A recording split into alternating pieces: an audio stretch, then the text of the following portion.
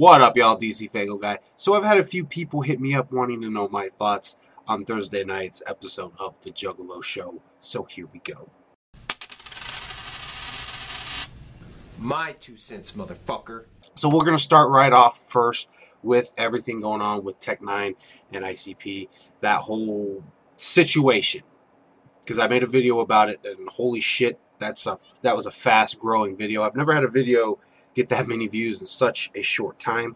I kind of hate it when the controversial videos just go straight up. And I can make videos, remaking the Amazing Jekyll Brothers intro and put a lot of work into it and a lot of passion into it, and it barely hits like 400. It is what it is, but that video did hit a lot of views because people were wanting to fucking know about that situation, and so now we're going to do this one to kind of help follow that up. So on Thursday night's episode of The Juggalo Show, Violent J did bring up the situation and more or less elaborated on it.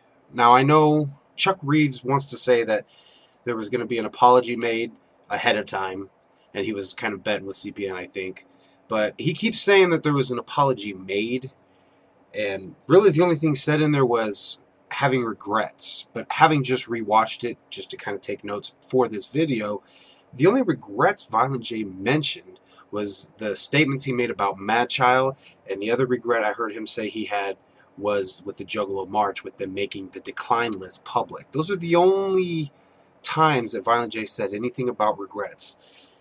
So, no apology there, but he did elaborate on it and kind of help clear the air of why they said what they said, and more or less explain what happened and everything going on, and even brought up the fact that N9 won't be performing at the march and why he won't be performing at the march. But also did mention the fact that N9 did offer to be on the cypher, which is fucking awesome. It's showing love. So everything's cleared up. I think a lot of people are still pretty pissed off at either side or the other because of the whole situation. But the way I look at it is, I'm cool with it because Violent J, actually went on there and explained that he made a mistake. He didn't come out and say he made a mistake. He didn't apologize. He didn't, show his regrets for that situation. But you could tell he had a better understanding of why Tech was the way he was in his interview. And there's been a lot of people that commented on that N9 video that I made that actually said, well, Tech shouldn't have said this, Tech shouldn't have said this about Juggalos, or talking about the gathering and how he shined a negative light. And even in those comments, I had stated that N9 obviously was in that interview to talk about other things than what was brought up. And he probably gets asked about the gathering, and he probably gets asked about Juggalos, and he probably gets asked about ICP a lot. I mean, if people came on to my channel and asked me about CPN a lot, I would probably get annoyed. We're similar, but we're not the same. So I kind of understood why he may have ducked those questions about the gathering, about Juggalos, and about ICP, because he wasn't there to talk about them. He was there to talk about his new album. He was there to talk about him. He was there to talk about everything in his life and his record label. So I understood that as far as shining or saying the shit that he said about the gathering, the Rock Dog line. Again, crazy shit does happen at the gathering. He probably did see some fucking Rock Dog line shit going on. There's a lot of crazy shit that does happen at the gathering, and he probably happened to be somebody that saw that shit go on, so he spoke on it. Because crazy shit does happen. Other than that, I think he was speaking on something he knew very little about, in the same way that Violent J was speaking about N9 misinformed. He was speaking on something he didn't know a lot about, talk about the face paint and some of the stuff that was obviously influenced by ICP, which obviously a lot of the N9 fans that have been listening to Tech and know Tech knew that that was false. So the whole situation has been cleared up on their ends. For me, like I said, I wasn't mad about it. I saw that Violent J was in the wrong, and now that he's kind of cleared up the air, he was still in the wrong. It was a mistake that he still made. Do I think he needs to apologize? I'm not losing sleep over him not apologizing. So it is what it is. Life goes on. Great artists are still homies in a certain sense. To my understanding, there is no beef. Even from N9ne's end, he's been saying on Instagram that there is no beef. He even said that the ball was in ICP's court. obviously with the Juggalo show now clearing shit up, I think it's safe to say we're moving the fuck on. So the title of this video is N9ne's cool, but fuck Twiztid. Now this is probably what most people want to know, is my thoughts on the bombshell of that episode. And the fact that Violent J came out and straight up said, fuck him. Every psychopathic artist that is now on Magic Ninja Entertainment, fuck him. It's got a lot of juggalos like, hell yeah. It's got a lot of Twizzlers like, man, fuck you, Jay. And it's got a lot of people in the middle that are kind of like, what the fuck? I'm in the middle, but I'm kind of leaning towards the, yeah, that's fucking awesome. And I'll get into explaining why that is, because I know there are a lot of Twiztid fans that are wanting to that are trying to understand why I'm upset with Twiztid. I've also got a lot of juggalos trying to understand why I'm still buying the albums. So I'll kind of touch on that, because for me, people say that any juggalo that is siding with ICP in this whole situation and this whole beef with Twiztid are sheep. You know, they're sucking Jay's dick. They don't think for themselves. But that's just the thing. I have been thinking for myself even before that whole thing happened. You know, I've done videos talking about the supposed disses in the darkness as well as in the House of Wax. And just ever since Twiztid left, they've made moves business-wise and other that have made me kind of go like, what are they doing? They had me doing that. Like the whole Twiztid fam club had me like, what the fuck are they doing? There's just situations like that where it was kind of like, you know, there for a while they didn't mention juggalos. I mean, for me, I wasn't feeling like it was the same amount of love that they used to give. I just felt that way. Nobody can, I can't explain why. That's how I felt. I felt like there wasn't as much love. But I kept telling myself, I kept giving them the benefit of the doubt. Man, it's all in my head, dude. It's all in my head. I'm just feeling weird about it because they left Psychopathic. And I think a lot of people were trying to understand why they left Psychopathic. So I think that had a lot to do with why I felt less love from Twiztid. But I kept, you know, pushing. Like, nah, they still got love for juggalos. So when that whole interview came out, I sympathized with Jay when he's laying everything out. Now, this is where people are like, well, you can't believe everything that Violent J is stating. But on the same hand, I was sympathizing with it because I had done a video back before Green Book came out, the re-release that Magic Ninja did last year. I actually dropped a video kind of right around the same time as now last year. I'll try to find it. It was on Carnival Spirits, but I'll put a link to it.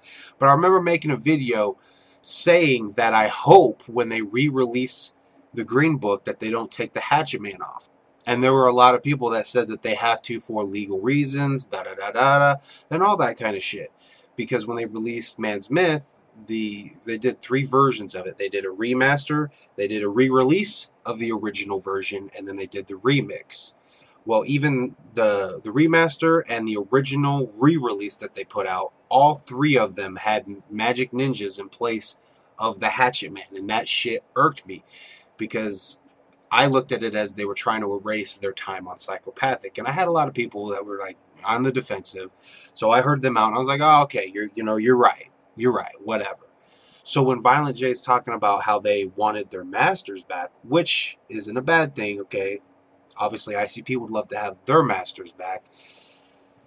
For that to happen, it was the way they went about doing it that I felt was shitty. Blackmail, that was shitty to me. So again, I sympathized with that shitty situation, and that was kind of like, that's fucked up. I thought it was fucked up. So, and when Twiztid put out their response to the Fagel Lovers interview, it just took those feelings and just was like, I don't know, I just couldn't I couldn't feel the same amount of love for Twiztid that I used to have. It's just the way it is. It's just how I feel about him. That's just how I felt about the situation, and it's still here now. But I think it was awesome that Violent J came out and said, fuck them. To go about threatening them, though, okay, let's watch and put our attitudes in check a little bit, Because we don't want this to turn fucking nasty. Put it in the music. I'm kind of with everybody else. Put it into the music and do it like that. But the reason I'm still buying Magic Ninja Entertainment albums is because I still like a lot of the other artists. My brother, I've been trying to get him, I try to get him to hear the new Boondocks album because he likes Boondocks, and he said, I'm still not listening to anything Magic Ninja. And kind of the way I looked at it and the mentality I have with it is, that was kind of like saying, like with Gorilla Voltage, I tried to get him to listen to Gorilla Voltage, and he finally did. And he said, I don't know, I just don't have any love for anybody on Magic Ninja. And to me, that was like saying you weren't going to buy the Riddle box because you don't like Britney Spears, and they're both on. That was both a Jive Records thing. That's the best analogy I could think of for that kind of a situation. I mean, Gorilla Voltage, nothing to do with that beef. Gmo Ski, even though he's becoming more vocal and more involved with it, but who was it? I think Black and Rad Ted said he's doing what Twiztid did with the Eminem beef. He's riding with his label, man. He's got their backs, which I understand, but on the same hand, it's like, most recently, I understand Gmo was trying to respond to Jump Steady's statement, but I'm kind of with Jump Steady. I would have bet fucking money. Listening to the second verse of My Filthy Spirit Bomb, the title track, I would have bet money that Gmo Ski would have been at the march. And Megs and I have had discussions where we felt like a lot of those other artists would go to the march, but they're either being told not to go or something swaying them not to go, like riding with their label. Whichever way you paint it up, Twiztid is to blame for none of Magic Ninja going. That's wholeheartedly how I feel. But I have no grudges against the other artists. Ultimately, I didn't have any grudges to Twiztid. It hurt, is what it was. But the way I look at it is, I've actually, on the wall of freshness, you can't see it, it's totally out of frame, but on the wall of freshness, we've actually started taking down everything Twiztid and Magic Ninja Entertainment off of it. Up here, you still can't see, but up here by the games that I have in my background, I used to have a Spasmatic can and the Twiztid Sweet Tea that they first put out in the first like 6 months that they were solo. I ended up dumping that out, crushing the can. And I've got a few shirts and stuff. I've actually sold the Cryptic Collection Halloween vinyl that I had. The Green Book CD that I got last summer, I ended up selling it. And the My Filthy Spirit Bomb coloring book, I ended up selling it. There's a lot of love that's lost out of that situation. And you can call me a fucking Violent J Dick Rider, whatever the fuck you want to call me, 17%er. I don't care. Throw your labels at me. They're just words. I don't give a fuck. I know what I am. I know what I feel. The fuck ever. But the way I feel about it is, I just don't have that love. And it has nothing to do with me buying everything Violent J says. It has everything to do with me sympathizing with him expressing his feelings about those kind of situations. And Thursday night, I felt like it was great for him to say fuck him. Because I'm sure he feels hurt by it. And he's finally at that point of saying fuck him. Fuck him. But he went a little step further and threatened him. So I don't condone that. I'm not a very confrontational kind of guy, though. So, but yeah, I've rambled on for quite a long time. That's my thoughts on the whole situation. N9ne's cool. Fuck Twiztid. That's Violent J's words, not mine. So, thank you guys for watching. I'm going to put a link in the description to go check out Juggalogical. It's a channel that is pretty fucking awesome about putting out that kind of dope content. But I will put a link in the description to go watch that episode of the Juggalo Show. I don't know if it's still on. I don't know if it's still on Psychopathic Radio or not.